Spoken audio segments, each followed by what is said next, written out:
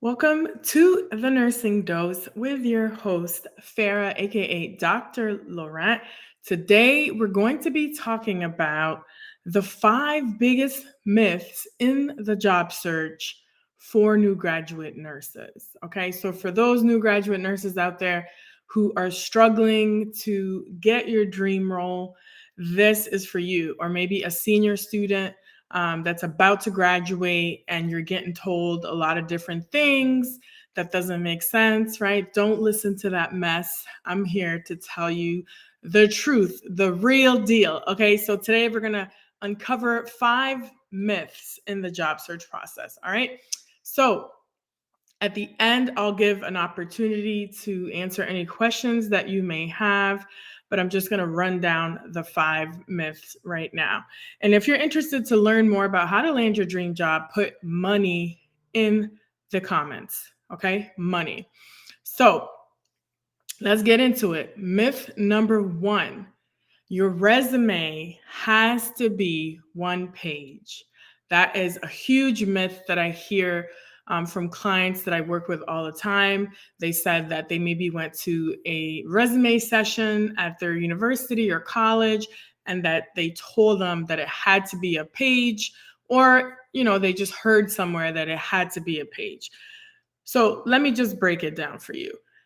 If you have a past experience, maybe working as a PCT, a CNA, or even maybe you're a second career nurse, but you're a new graduate nurse, it's okay to put your previous experience on there. So if you are a bartender, maybe you worked in the food industry, or if you were maybe a previous teacher, let's say, or you were in some type of business. So I've worked with past clients that were like, say, in finance previously, or in the construction industry, or had their own business.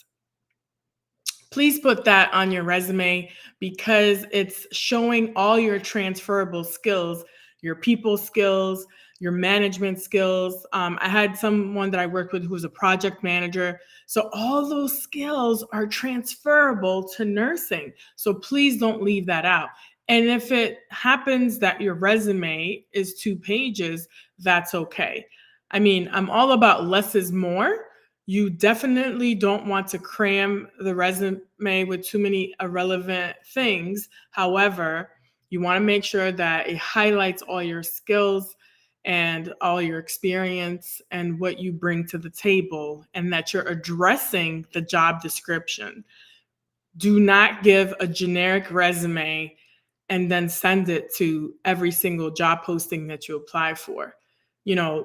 What I teach my clients is to take keywords from the job description and integrate it into your resume, so that if they're using a tracking system, like an ATS software or something, your resume will be more likely pulled and you'll move forward to the interview process, right? So definitely look out for those keywords and include them in your resume.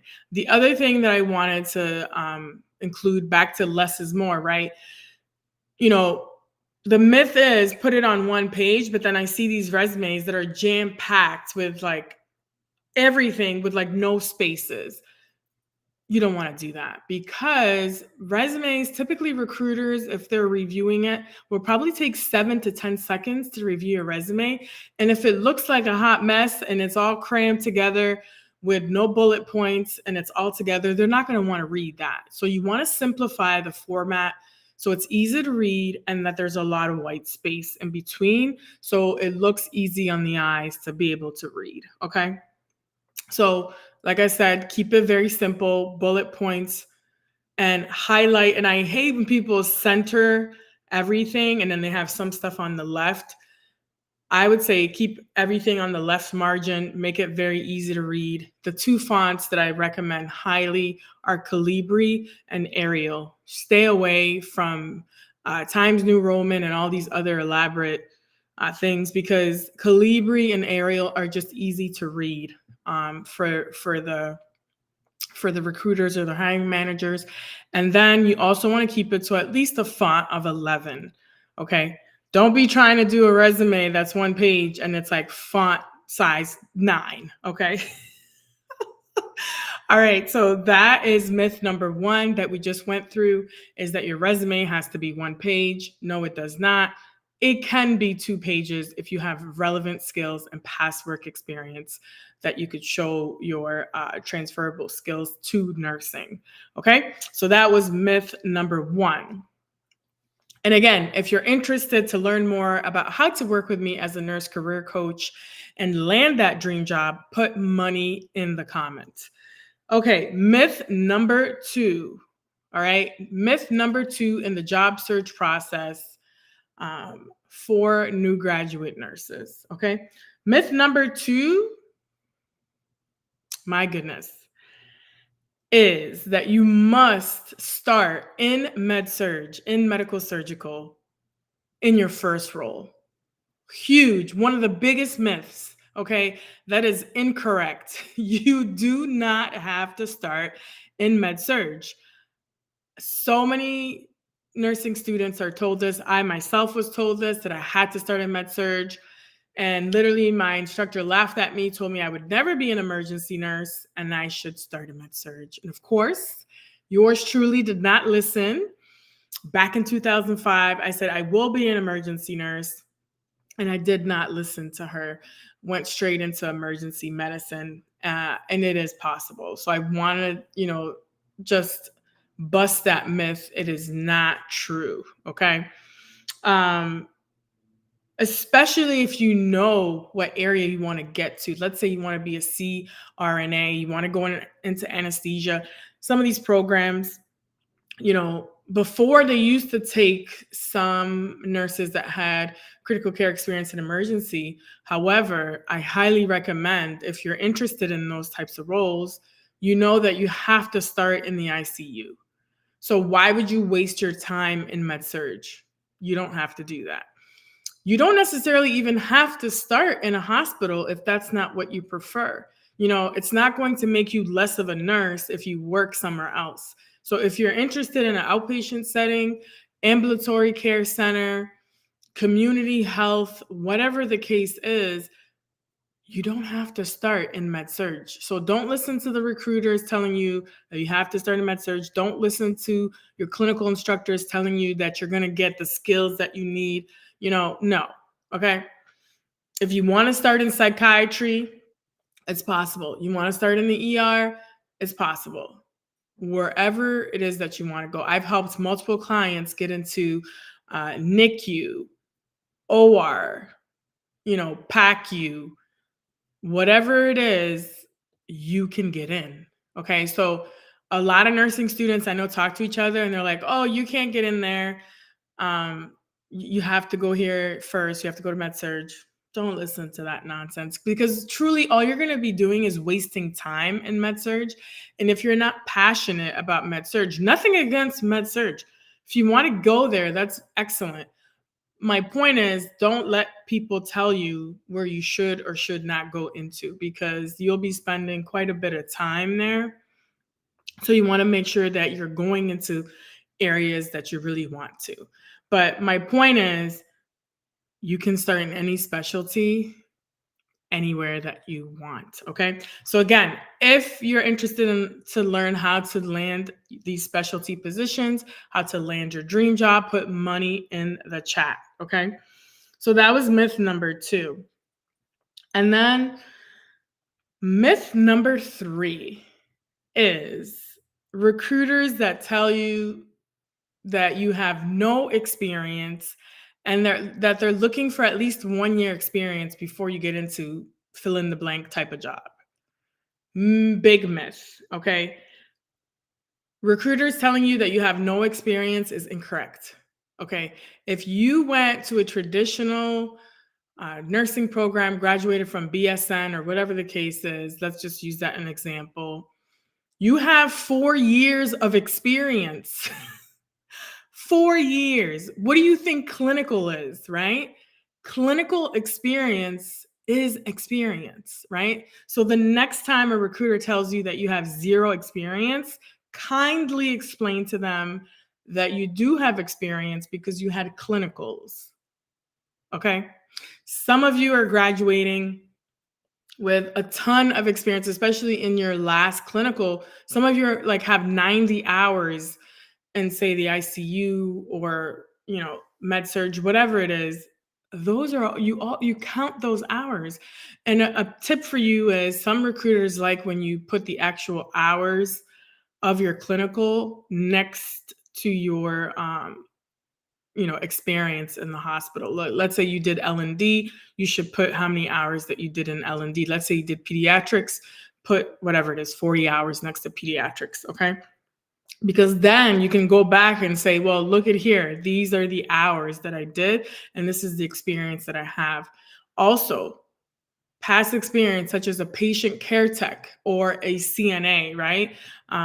Especially if you have that certification, certified nurse assistant, those are all good things to bring up because you have direct patient care, right? A lot of times you're doing EKGs, you're doing finger sticks.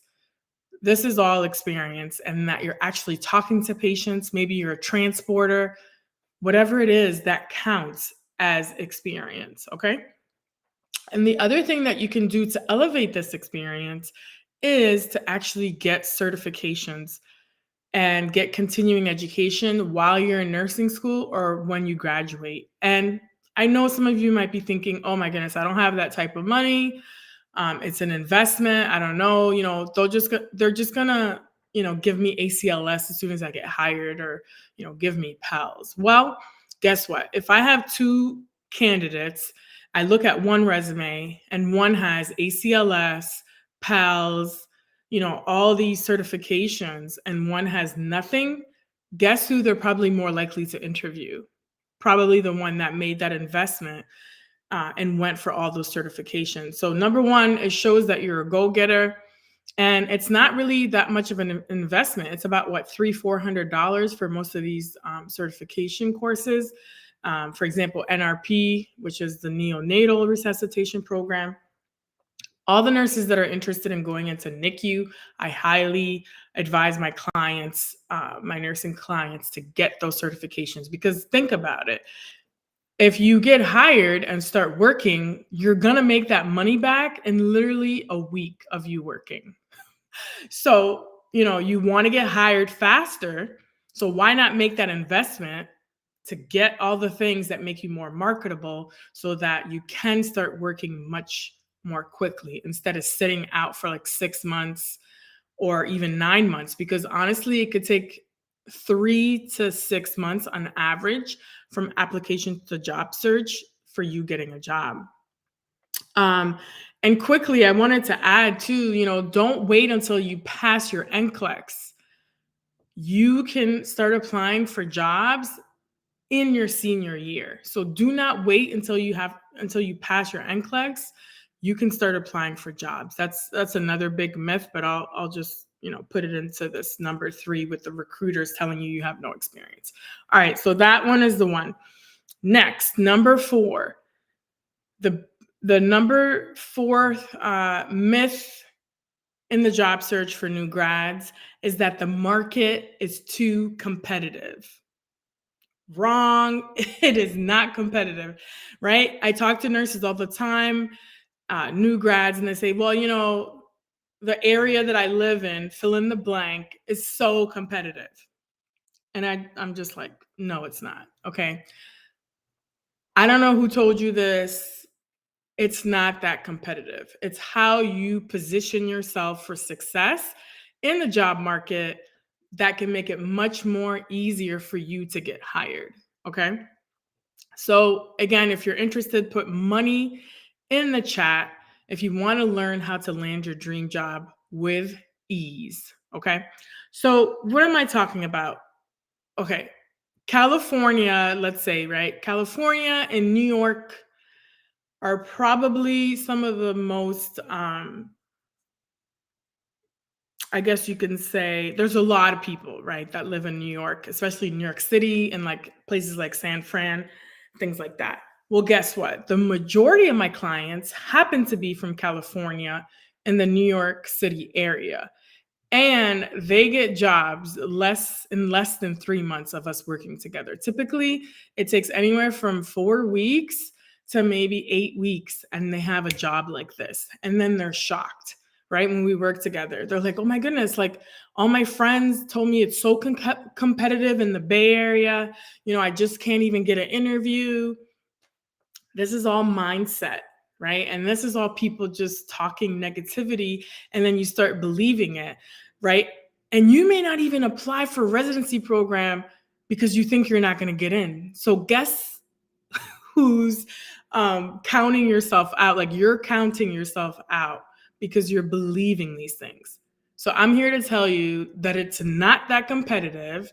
What you need to do is raise up your game so that when you submit an application, you stand out by doing the things like getting the certifications, joining the specific organizations to that specialty. So let's say you want to be an ER nurse. You should probably join the Emergency Nurses Association and put that on your resume and talk about maybe some of the courses that you've taken. If you want to be a critical care nurse, you should join the AACN, the American Association of Critical Care Nurses. Guess what? That'll help you stand out on your resume during the interview process when you talk about that. And then you say, hey, guess what? I took this and this course that they offered. Same thing, L&D. If you want to be an L&D nurse, you should join AWAN, right? It's the, I can't even think now, Association of Women's Health Obstetrics Neonatal Nurses, something like that, right? Can't remember. But they have courses like fetal heart monitoring and all this stuff. And a lot of these organizations have student discounts where you're paying very little. Like, for example, the AACN, I think, is only about maybe $70 a year. So, really great resources. Some of them even give you journals where you can be up to date with evidence-based practice and all that great stuff. So definitely make that investment so that you could stand out. So the market is not too competitive. What you need to do is level up your game so that you can stand out from the rest of these candidates, especially if you go into an interview and it's a panel interview with multiple people interviewing you. And sometimes you get group interviews where there might be 5 or 6 nurses that you're interviewing with. So you need to level up, you need to look the part. And I always tell my clients, you have to dress to impress and be able to slay. So I get them prepared for that interview. So they're so confident. I teach them how to pitch, how to promote themselves, how to articulate their value. The first 2 minutes of that interview, when they're asking you, tell me about yourself, that is the time to really level up and slay and bring out all the goods so that you could really get that dream job, right? You can't just go in there and just wing it.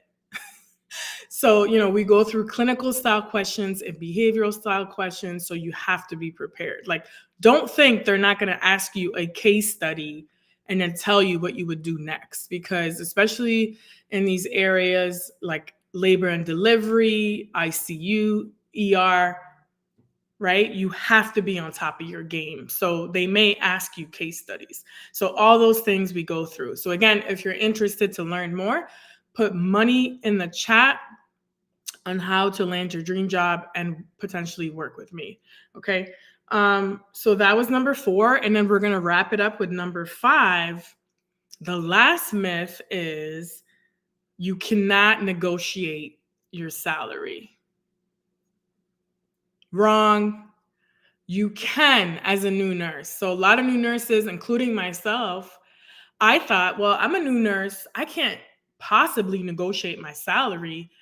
But guess what? You can. And I've actually helped past clients get up to $5,000 or $10,000 more on their base salary.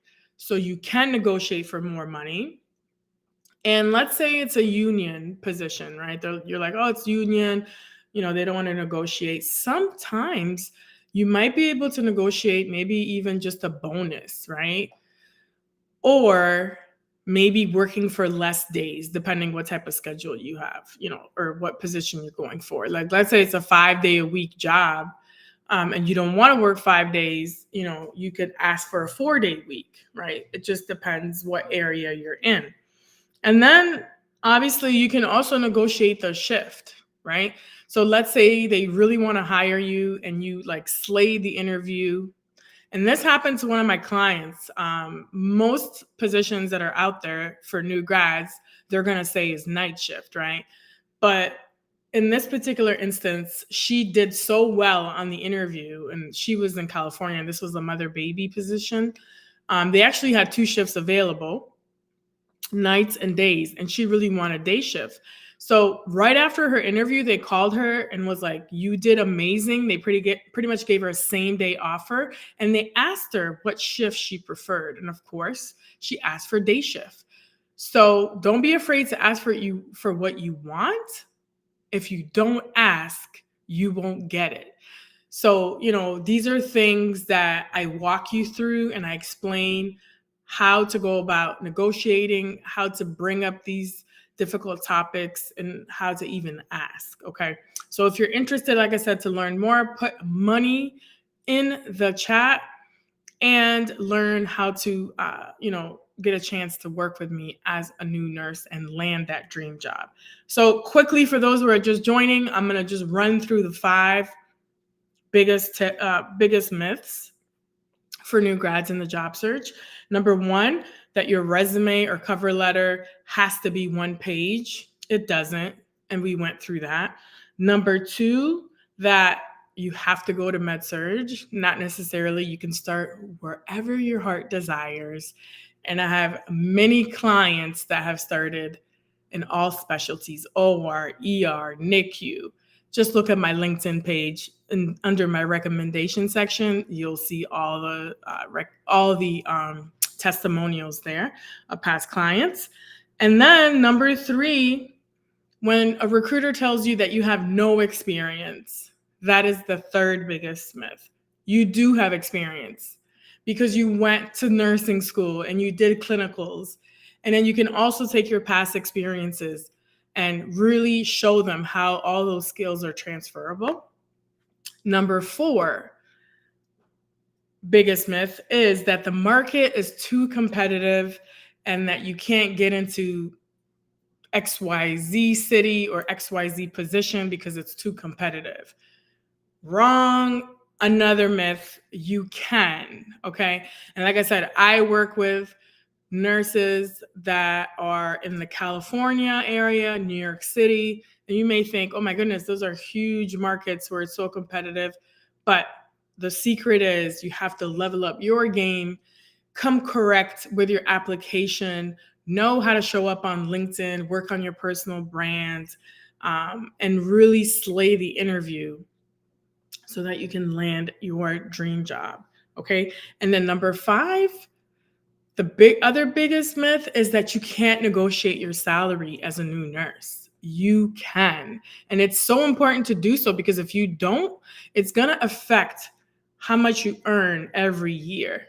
So these are all tips and tricks, strategies, and frameworks that I teach my clients, whether they're new nurses or experienced nurses, to get into these positions. But my real specialty is working with senior nursing students and new grads.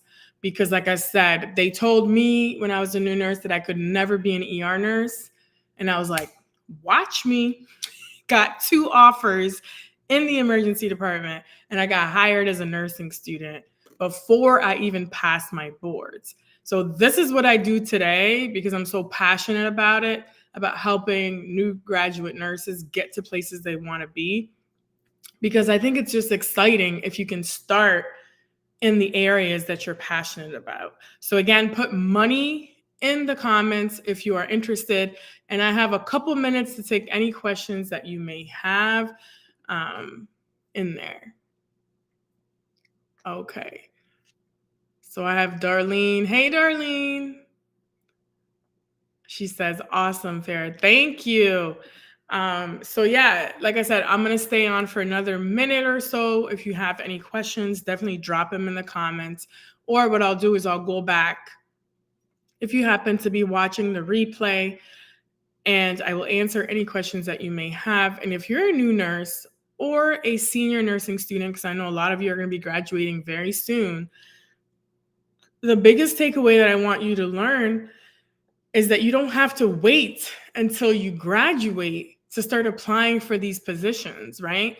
Yes, some of you may want specific residencies, to apply for specific residencies, and they may not have opened yet, but it doesn't mean that you can't start preparing for them. That means having your application ready, your resume, your cover letter ready, getting those certifications that you need to get, like your ACLS, your Pediatric Advanced Life Support, BLS, NRP, all those things in order. Even getting things like the NIH stroke scale, if you want to go into critical care ICU, those all take time. And sometimes you have to go through certain modules. You can start doing those things now. You can start joining these organizations, professional organizations, because you'll get the nursing student discount as a nursing student, right? And like I said, it can take anywhere from 3 to 6 months to get a job. So you don't want to wait until you pass your NCLEX, because you'll be sitting around with no job, right? So please take it seriously. Start applying now. And the other big tip is, like, just don't apply for every single job out there.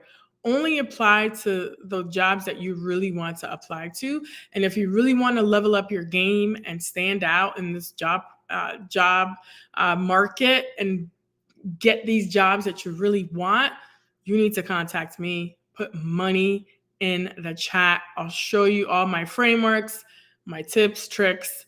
I've helped over 100 nurses get into these specialty positions. So there is a strategy towards it. It's not just winging it. So yeah, definitely appreciate you watching. I hope this was helpful. Thank you, Darlene. Thank you, Enrique. No questions. Keep up the great work for the next generation.